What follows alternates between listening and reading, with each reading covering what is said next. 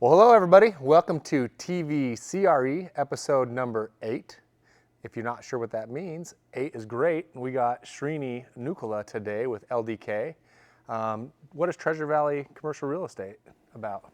Well, our podcast is all about bringing value to the commercial real estate folks here, trying to help share about important people to know, like Srini, as well as talking about deals that are going on, metrics to consider, and just providing education for folks. Yeah, this is awesome. Srini, I must admit, is also a friend. So if this interview gets a little off the tracks a little bit with a little more excitement and fun, we don't blame anyone besides myself. But we're excited to have you here. So Srini, tell us and tell our viewers kind of what brought you here to Idaho. Well, I was in the general contractor side of the business where I was in charge of the projects. I was a project manager. Lived in 10 states in 10 years. Half of that was with a heavy process industrial general contractor. Built power plant, steel plant, substation, all that sorts of things, and then transitioned to a more light industrial general contractor at Clayco, where I did multiple Amazon warehouses, and one of that warehouses is in Nampa, and that's what brought me to Idaho. 2018 October. I remember some of the dates very vividly because that's how I got into skiing. So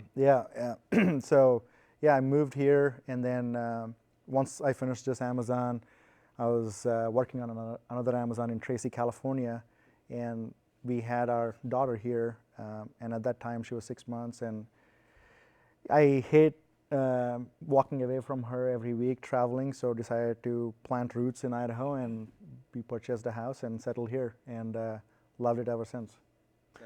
That's great. And a little side note, I also had a kid in the last 2 weeks, so I understand what you're saying. I don't want to leave home at any time, so it makes sense why you're here. Yep. So to give people some context of the size of projects you're managing, because you're humble, how big were some of those, like the power plant, and how big was the steel warehouse, and how big was the Amazon that you did? Well, the smallest project that I have done was $30 million. That's the smallest. That's the smallest. Wow. In the general contractor side. The Amazons, it started with $160 million. The one in Boise was $265, and the one in California was $300 million. But we also did lithium-ion car battery plant in Georgia, closer to Atlanta, and it was $1 billion project. It was a 16-building metal building campus for a South Korean manufacturer. SK Innovation, which is the third largest conglomerate in South Korea. So, yeah, and now the spec warehouses that I do with LDK, they're about $30 to $50 million each range. But I have not done anything less than $30 million, and it has its own unique challenges with a smaller size project. But it always has been larger teams, larger projects, complicated projects. So far. So I guess a good question is, what is your exact title right now? What do you do in that role? And what degrees did you need to get there to do that, or certificates? Well, I'm an immigrant, came as a student in 2009, went to Purdue for my master's in civil engineering, and 2009 was when the economic downturn was happening, and very limited choices in terms of career progression, and decided to pursue master's. And since then, got a PE license in civil engineering. And which means what? What's PE? Professional engineer. Okay. Professional engineer in civil. And then I'm just finishing up my MBA in strategy and finance. Here at Boise State, or? University of Illinois, Urbana-Champaign, cool. Another Big Ten. So Purdue, UIUC. It just, the program and curriculum made sense, and it's all online. Yep. I'm 2 months away from graduation. Last one course remaining that starts today, which I had a class in the morning. Dude, I had no idea you were going to school right now. Yeah. And working full time. Yeah. And taking care of your family. And a 2.5-year-old. Holy smokes. But that's nothing to boast. I just figured out a way to be efficient with the time. Some sacrifices in the early mornings and at nights, But again, I knew the reason I started my MBA was to ensure I find a career where I can continue to progress, but at the same time not travel and spend time with my daughter. And during that process, I found LDK, and mutually. And so in terms of a title, we are a very lean organization and very entrepreneurial. So I have a lot of hats that I wear.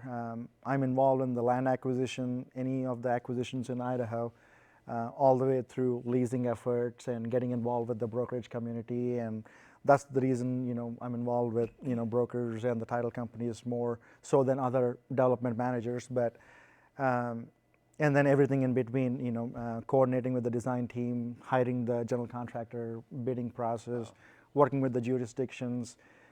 So it's a good experience and exposure in terms of being exposed to the entire life cycle of a development project, from the time you search for land, you put it under contract, all the way through either you make a sale of the asset that you build or find a tenant. Long-term tenant. It was a very good exposure. Kind of contributed towards helping with the steep learning curve. It kind of decreased the amount of time to get past that learning curve. So, vice president of development manager, doesn't really matter. And someone who has that title at a different company might be doing something a lot more specific. Yes, absolutely. It depends upon the size of the company too. And I got the flexibility and the free reign, with a very not so defined boundaries. Obviously LDK, Denton Kelly is the managing principal. He's the LDK. He's the final decision maker in all of the financial decisions and stuff. But predominantly, I have a very free reign of trying to source deals, trying to source land. Talking to you, Drey, about land deals. Talking to you, trying to get on board with the title companies and stuff. So yeah, it's a mixture of everything. I've been blessed to be exposed to all sorts of roles in the developer side. So yeah, that's what I do at LDK. Great, thank you for telling us. Yeah, that's fantastic. So I would think that maybe a smaller type developer who's doing smaller projects would have somebody who's wearing a lot of different hats, but it's really incredible to hear that you guys are working on big projects and yet you're still able to be in a position where you're functional and flexible and trying a lot of different things. Yeah, we have a very good organizational setup in terms of, there is a specialist that, Trey, he does all of the entitlements. He's very detail oriented, very thorough, and all of the combined experience of the LDK executive team, it consists of 5 partners, Larry and Denton, father-son team, and 3 partners. They have been together as partners in the company for 21 to 25 years on an average. And also, another beautiful thing about LDK, the average tenure of an employee is 9.8 years. Wow. Yeah, they take care of their people through thick and thin. We have a lot of several projects going on in California. So we operate headquartered in California. McClellan Business Park is where the headquarters is. It used to be previously the McClellan Air Force Base. It's a 3,000-acre campus that these guys have purchased and have developed over the last 22 years.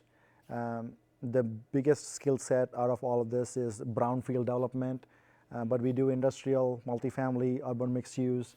So those are the 3 different segments that we operate and build projects in. And brownfield's pretty specialized. It is, yes. Yeah. All of the environmental, especially in California, think about brownfield development with all of the regulations and environmental laws, and the amount of knowledge that they have gained from experiencing such projects. Yeah, for the sake of our listeners, maybe explain what brownfield development means specifically. Yeah, brownfield development is where there has been contamination of any number of sorts in the soil, from oil or from gas or whatever sort, and you need to... Laundry detergent. Yeah, well, yeah, Like a laundromat? Yeah. Yeah, any number of toxins, let's say, that are poisonous, and when you dig the soil, you're exposing the toxins. So there is a very specialized step-by-step procedure based on the EPA laws, the regulations, the federal laws, the state laws, and you have to follow a certain procedure to mitigate them before you do any development. So on the other hand, greenfield development is a farmland, no toxins whatsoever. So that's a greenfield development versus, a hazardous material in the soil is the brownfield development. And you're mainly doing greenfield development here. And can you kind of cover the two projects that I guess 3 large projects you're doing here locally and what they are? 5, actually. Okay, 5. So we, LDK came into the market acquiring the old Shopko building on the I Darwin forgot Road. that one, yeah. We monikered it the Boise Logistics Center, and we found, coincidentally, a long-term tenant, 15-year lease, and we were able to monetize and dispose of that asset to an investment firm. And it was a good transaction all around. We had some retrofits. We replaced the roof, we replaced the fire hydrants, the parking lot paving and stuff, and we kind of retrofitted the building and found the tenant. So that was the deal. And then we have 3 industrial sites totaling 200 acres in Nampa. And then we also have a 40-acre site in Meridian that we will be building a multifamily project, 528-unit apartment complex, garden-style townhomes. We anticipate to build that project starting summer 2023. In terms of the industrial, we have 345,000 square feet spec warehouse going up on a 20-acre property on Madison and Birch in Nampa. And then we have 42 acres on Shannon Drive with freeway frontage, 1,800 feet of freeway frontage in Nampa as well. And then we have down the street, north of the freeway, 140 acres between Ustick and Cherry and Northside Boulevard with a rail-served property. So very unique sites with differentiating factors that have given us a very good position in the market, and to compete with other developers like Adler, Bow River Capital, Trammell and Crow, to name a few. So, yeah. That's exciting. Thanks for sharing all those. Yeah, super cool. So the market, is going through kind of an interesting phase right now, and yet you're still working on active projects. How has, raising interest rates, maybe decreasing some transaction volume impacted your approach? We actually got in on a good position for this project in terms of the land basis. So there is 3 components when I'm looking at it in terms of the input to a pro forma or underwriting of a project. One is the land cost, one is the hard costs, and hard costs cover the actual cost of construction, the vertical development, the on-site development, the off-site infrastructure, and the developer's fee. That's like the hard cost component. And when you move on to the soft costs, it involves the brokerage fees, the design team costs, the special inspections costs, the development impact fees that we pay to the jurisdictions, and also the financing and the carrying costs, cost to borrow. So if you look at it from those 3 simple components, the land costs have been high, and they have plateaued out, but they haven't shown any trends of downward movement yet, but it has to move that way. We are very bearish on the market, and so that's our thought process. And in terms of the soft costs, the cost to borrow has increased, so the carrying costs and the financing costs have gone up. And then the construction costs have been up. There has been multiple challenges with regards to the construction, be it the long lead items. We saw wood as a long lead item. Then we saw the steel joist as a long lead item. Those have kind of softened, and now we moved on to a different segment of materials. The TPO roof has been a long lead item, continues to be a long lead item. Switchgear has a 60 weeks lead time. So usually the spec projects take 11 to 12 months to build. So if you are planning on building a project, you have to release switchgear 14 months before, as a bare minimum to be able to finish it on time. So the borrowing costs have gone up, and overall the development costs have gone up, which kind of diminishes the rate of return because the cap rates have gone up as well. As an example, it used to be 4.25 to 4.5 6 months ago. Right. And now it's a full point. It's already higher. come up a point. Yep. Yeah, Okay. 5.5, It's 5.25 to 5.5, depending on the type of asset and the type Quality of tenant. quality of tenant, Length of term. worthiness of the tenant. Yep. So all of those combined. So if it's 1 full point higher, you're basically valuing the same property significantly Less. now. Right. And if you're you're still waiting for the land prices to adjust and reflect that, right? That's going to take a little while to go through. So the lenders have been cautious. The capital markets have been cautious. The lenders have been very picky in terms of how much they're willing to put up or provide for debt. As an example, we have 65% loan to cost on one of the projects and 57.25% on another project. Okay. And that means we are putting in more equity. Right. But and again, those used to be where loan to cost? Weren't they closer to 70? Or just depend? It just depends. Yeah. Larger developers can get 65, 70. I mean, Okay. 65 is like the average. Pretty standard. It's pretty standard. Okay. It's like the 20% down payment for a house Right. type Right. scenario. You got to come up with 30% on a project. Exactly. Yeah. 35%. So because we got in a good position and all of our projects are very unique, Madison is a ready to go, shovel ready, spec type land. The 140 acres is rail served, so that's a unique. There is no other rail served property in the area other than Adler owns certain acreage. West of the railroad tracks we own, east of the railroad tracks in Nampa, and other than Boise, there is no other rail served site in the Treasure Valley. And even though there is in Boise, there is other infrastructure challenges in terms of the water, sewer availability, all the additional factors. And then Shannon, it's 1,800 feet of freeway frontage. You're going on the freeway, you're bound to see it. I mean, right now you can see the land, the pad, and the tilted panels are going to sit 40 feet tall on top of it. So you're not going to miss the building. So it's like, so we are targeting very, the clients that require freeway exposure, like, a tough shed, or like a retail. So pretty consumer facing, right? Yes, Yeah. yep. So that's what we are after. So being it so unique, it has given us the ability to take on the risk and keep moving forward because it's a specialized type of product we're bringing to the market.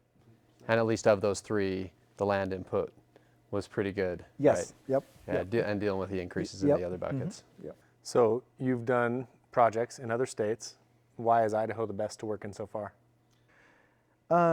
It's the business-friendly nature and mainly of the jurisdiction and also of the utilities. I worked with, let's just say, ComEd or Nicor in Chicago, Atlantic City Electric in New Jersey, Otter Tail Power in South Dakota, PG&E in California. Idaho Power, they are a regulated, utility provider, so they can go ahead and build the improvement for the infrastructure in a, they can go ahead and do it in a proactive manner because they have to wait for the projects, but they're trying to find that balance and developing the infrastructure, seeing the growth that is imminent. And they have been very transparent and very communicative to work with. Same thing with Intermountain Gas, same thing with all of the other fiber network providers, and all the contractors in general. It's, how would I describe it? It's a small market that is experiencing explosive growth. So it's still that small market feel, the handshake deals, relationships are still meaningful. Yep. And you've been exceptional about that, right? Like making relationships. Well, I try to. I try to. It seems like you've gotten to know a lot of the different brokerages, a lot of the different title companies, a lot of the different developers. After you've gotten to know a lot of the people here in the Valley, what would you say is like the general feel for Idaho development and commercial real estate? Because we have this Treasure Valley Commercial Real Estate podcast. We've had people on, they all kind of seem to carry a different tune. So what do you think that, like, how would you describe it? And not being from Idaho, not working in Idaho, and then coming here and working here and now interacting with Idahoans? My wife says it's just like the people. The people are very friendly, genuine, and you can actually build the relationships, which kind of helped me.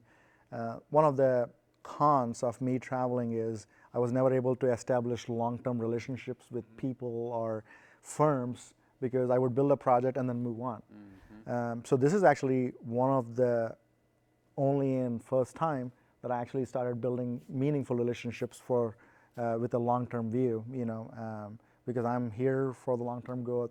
LDK's long-term growth and strategy is to expand in Idaho. We are very limited in terms of where we want to expand. We are very disciplined about our approach, so we are very careful, and Idaho was one of the 4 areas that we have looked at, compared to the entire Pacific Northwest, and decided, hey, this is the most business-friendly, most growth, and we can take advantage of it. So you're going to be looking for tenants in your industrial spaces. Yes. And you're also going to be looking for occupiers in your multifamily space. Yep.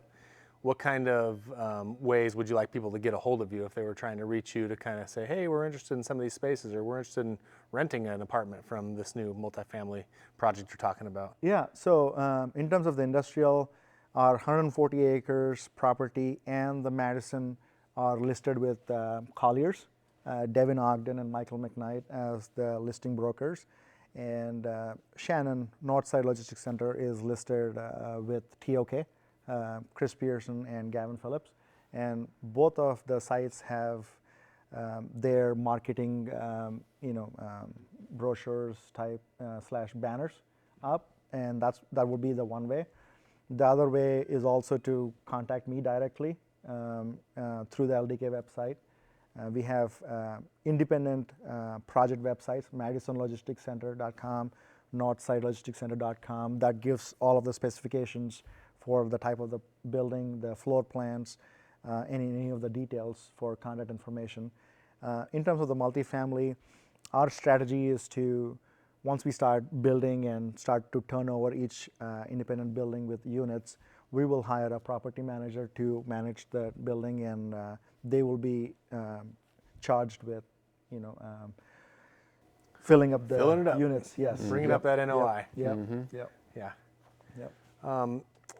That was just kind of a side question, but I'm also curious, as we had talked about earlier before the podcast, for someone who's coming here to do development, maybe they want to do industrial development their first time, they want to come to Idaho, and what are some of the, I would say, challenges you found with site development, some of the things that you've had to work through, and kind of what were some of the solutions that you came to? So each site is very unique, and due diligence is like the number one, key thing to do before you close on a land. So you are fully aware what are all of the obligations and requirements you need to be aware of, be it the soil conditions through the geotechnical exploration studies, the environmental assessments, the phase 1, the traffic impact study being one of the other key contributing factors to figure out the viability of the project, because if there is significant cost associated with developing the offsite infrastructure, it kind of plays into the cost of construction that increases the development cost. As an example, on our Northside Logistics Center, which is on Shannon Drive, south of the freeway, it is a very unique site that has not been developed for the last few decades. And then you find out why. The amalgamated sugar factory that is north of the freeway has leased that property to dump what they call beet tailings. Beet tailings are organic material from the pulp, processed pulp, and the sediment from processing the beets that have been dumped. And that's why Nampa has a smell to it, and has since I was a little Because kid. of We always amalgamated were sugar known as the plant. beet factory yeah, smell. yeah, and it's very unique what we found in terms of the soil characteristics. The organic content is just high where it is unsuitable for structural fill, so you can't use it for any structural fill. Yep. And it has just enough lime content that you can't grow any landscape on the soil. Yeah, so it was basically useless soil. And you have to move it off? Yes, so we actually hauled off 800,000 cubic yards of dirt. It took a year. 800,000 cubic yards. Yep. And where do you take it to? So, if not for Lure Construction that had a pit close by, it was a spent pit. In other words, they have taken all of the pit run from the site, big hole. They're going to take this beet tailings and dump it and cover the land and walk away from it. So, if not for them, the project wouldn't have been viable. And they have done a great job. It took them a year, so we have to haul off. And the beet tailings have been deposited for 5 decades. And the Wow. depth of bead tailings on the entire property is anywhere from 3 feet to 25 feet. So when And you this is how many acres of? How big? 42 acres. Wow. A lot of bead Yeah. tailings. So when you much. That dig place all was of this, churning them out. so it's all over the place. Yeah. So the next step is to level it. Yeah. Right. And then you have Bring to in bring topsoil. import to Import. raise the site. Yeah. Because there is Indian Creek, south boundary of the property.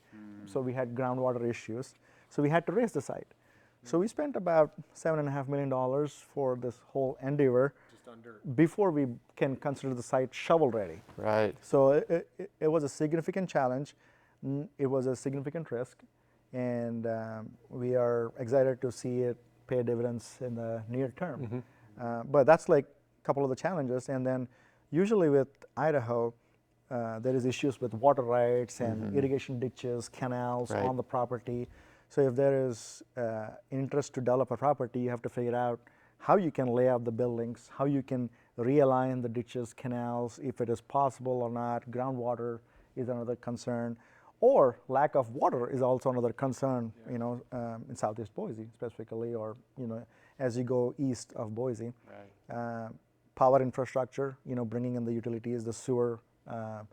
So yeah, those are all of the challenges that I've encountered, especially in Idaho, and it's pretty much similar everywhere else. But Well, Srini, I get asked this question all the time, and I don't really ever know how to answer it clearly. But people say, are we going to be overbuilt? Guys always say, look at all this industrial warehousing coming up. Do you think we're going to be overbuilt? And I've heard you answer this well in a forum, so that's why I'm comfortable asking you. But no, so looking at it from a math standpoint, we have about 48 to 50, you know, you can argue the exact figures, but that's how many million square feet we have. So if you look at the square foot per capita, it's still lower as compared to, let's say, Reno or Sparks, Nevada, where their industrial space is 3 times more than us. And then historically, we have absorbed 1.5 million square feet per year. We are on track to do that, I think slightly more this year. But there is a lot of product coming into the market. But also think about it from this perspective. There is Meta data center going on. Usually when you have one data center campus, a couple more follow traditionally. If you look at the Seattle area, if you look at the Chicago area, you know, they build campuses around. And Idaho is one of the states that has the cheapest electricity available, which kind of is another factor. We also have a good labor market. So that's one other important factor for companies to look at when they're trying to make addition to establish themselves in Idaho. Further to that, we have about, a normal market vacancy is about 5%, you know, and we have been below 1% for a long time. We are hovering about the 1.5 range right now. There is number of tenants in the market. With the Micron's announcement, there is going to be secondary businesses that are going to be looking to move towards Idaho. We had a couple interested, suppliers or vendors. You know, another example with regards to the Meta, Hensel Phelps is the general contractor. They are leasing 110,000 square feet. The electrical subcontractors, data center is an MEP project and concrete project essentially. So there is multiple electrical vendors / subcontractors that have leased space or in negotiation to close on some space. Yeah, we've talked to a couple actually. Yeah. lead So associates, so that kind of adds to the tenants in the market that you Right. don't see otherwise. Right. So there is a staggered delivery of industrial spec warehouses. Usually some of them are building it for a build to suit. So if anything, we will reach a healthy vacancy rate in our market in the next 24 months. which may help to equalize some of the pricing. Yes, yeah. That should bring the pricing down. That should in turn the lease rents, and then that should subsequently push the land prices down. Something has to give. Right. You can't. if you have high land costs, high construction costs, high borrowing costs, you have to charge high rents to meet your underwriting expectation, whatever baseline you have. Right, and the businesses have to be able to stomach those I don't rents. think we're going to see a lot more Otherwise, $12 a square foot comes down. industrial land. Yeah, anymore. yeah. And I think like one of the unfortunate things is a lot of the development has forgotten about the regional growth that needs the 5,000 square feet to the 15,000 square feet. There's a huge demand for it. With yard. With yard, that the yard is a very rare commodity these days. Right. So anyway, so that's my take on That's it. good. Thanks for sharing that. Yeah. And then I guess we were sort of- asking for a while our question. it folded into the crystal ball question, right? Like, Yeah. do you have any thoughts on where the market's going in the next couple of years? Well, personally, I can't speak for LDK. All I can say is Denton and I are both bearish on the market. And personally, when I'm looking at the market in general and talking, that's one of the good things about me trying to establish relationship with a lot of different community members, leaders, stakeholders in the development community, is you get everyone's perspective, title companies, brokers, other developers, investors, lenders, and each has their own perspective. But if you look at the economy, there is overspending by the government. The cost of residential houses have come down. The mortgage rates have doubled, more than doubled in the last 6 months. There has been a decline in the residential, even commercial transactions. You know that as a title company. The leasing activity and the real estate activity that has gone down. And then with all of the crop harvesting in the fall, with the drought conditions that we have experienced in the summer, there's going to be food shortages. I mean, that's like the likely scenario. The costs of basic commodities have gone up, like eggs, bread, milk. I mean, name it. Gas prices have gone up, and they're coming down, but that's only because of the looming elections. They're going to jack back up. Looking at it from an economical standpoint and from a pure math standpoint, there has to be less spending to combat inflation. There is no other way to combat it. I mean, Otherwise, that keeps driving the price up, right? Yeah. You spend more, yep, you know, takes more to buy something. That's my take on it. I think So there's quit going to buying be. so much, everybody. Hunker down. Well, yeah. Well, that's the thing, right? I mean, hunker down, it's going to get worse before it gets better, right? It- That's it the is. idea. You can't not Yeah. buy groceries. You can't not buy gas. So Yeah. there's things that you have to buy. And Unfortunately. every time you go to the grocery store, it's another 15% higher.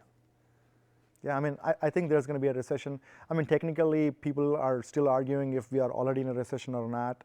I mean, 2 quarters of economic slowdown and negative GDP is a recession. Right. So Here we are, right? I think we are, but it's going to be more predominant in the year 2023. However that plays out. Right. But I think Idaho has always been a little bit immune compared to the general United States. So I think we still have immense growth planned because of the Meta, the Micron, and subsequent, growth in terms of the population itself. So that keeps the multifamily demand still high. The rents are still high. So people who can't afford single-family homes now are still renting, which kind of drives the multifamily or Right. sustains the Sustains multifamily it, props it up for sure. growth. But I think we are better prepared than 2008. I think people know what's coming, or people are aware of it, so they're being prepared or Yeah, maybe paying anticipating. off some debt. Yeah, reeling in spending. It- A lot of people are sitting on cash still, right? Yeah, They're waiting for an just opportunity to hold- invest That's when the true, prices that's come true. down. So I think there's a lot of people on the sidelines trying to make the right moves, waiting for the right time. So it's just a matter of like watching the market and reacting accordingly. That's what we are in. We kind of paused a little bit on acquisitions that are overpriced.